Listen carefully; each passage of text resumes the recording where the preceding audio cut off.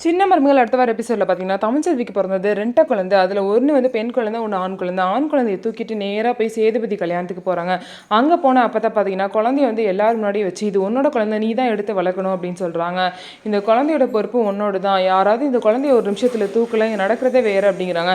ஆனா எல்லாரும் வேடிக்கை பார்த்துட்டு நிக்கிறாங்க. யாருமே குழந்தைய தூக்க மாட்றாங்க. "இந்த குழந்தை வந்து உனக்கு பிறந்தது. நீ என்னதான் வேற கல்யாணம் பண்ணிக்கிட்டாலும், குழந்தை வந்து தமிழ்ச்செல்விய வந்து உன்னை அத்து விட்டாலுமே, குழந்தை வந்து உன்னோடது இல்லைன்னு சொல்லிட்டு ஆயிராது. இது இந்த குடும்பத்தோட வாரிசுன்னு சொல்லிட்டு அப்பதான் எவ்வளோ புரிய வைக்க ட்ரை பண்ணுறாங்க. ஆனால் சேதுபதி அந்த குழந்தைய தூக்கவே இல்லை. கடைசியில் பார்த்தீங்க அப்படின்னா, யாருமே இந்த குழந்தைய தூக்க மாட்டீங்களா அப்படின்னு சொல்லிட்டு கேட்கும்போது, கடைசியில் சேதுபதியோட அம்மா வந்து பார்த்தீங்க அப்படின்னா, அந்த குழந்தைய வந்து தூக்குறாங்க. "நான் வந்து தூக்கிக்கிறேன். நீ வந்து இந்த குழந்தை வந்து இந்த குடும்பத்தோட வாரிசு. இவனை எப்படி நான் விடுவேன்?" அப்படின்னு சொல்லிட்டு அவங்க தூக்கி சந்தோஷமாக கொஞ்சுறாங்க. "நீயாவது உருப்படியாக இருக்கே" அப்படின்னு சொல்லிட்டு அப்பதான் வந்து சொல்கிறாங்க. அவங்க பார்த்தீங்க அப்படின்னா சொல்லிட்டு வந்து ஹாஸ்பிட்டலுக்கு போயிடுறாங்க. அப்போ தமிழ்ச்செல்வி வந்து என்னோட குழந்தை எங்கன்னு கேட்கும்போது, "உனக்கு பிறந்தது ஒரு குழந்தை தான்" சொல்கிறாங்க. "குழந்தை பெற்று எனக்கு தெரியாதா எத்தனை குழந்தைன்ட்டு? என்னோட இன்னொரு குழந்தை எங்கன்னு சொல்லிட்டு தமிழ்ச்செல்வி கேட்குறாங்க.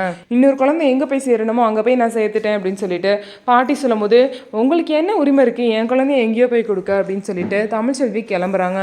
"நான் போய் என் குழந்தைய கூட்டிகிட்டு வரேன்னு" சொல்லிட்டு தமிழ்ச்செல்வி கிளம்புறாங்க. நல்லபடியாக உங்கள் குழந்தைய திரும்ப மீட்டுட்டு வந்துருவாங்களா அப்படின்னு சொல்லிட்டு வெயிட் பண்ணி பார்க்கலாம். நம்ம வீடியோ உங்களுக்கு பிடிச்சிருந்தா நம்ம வீடியோவை லைக் பண்ணிட்டு பாருங்கள்.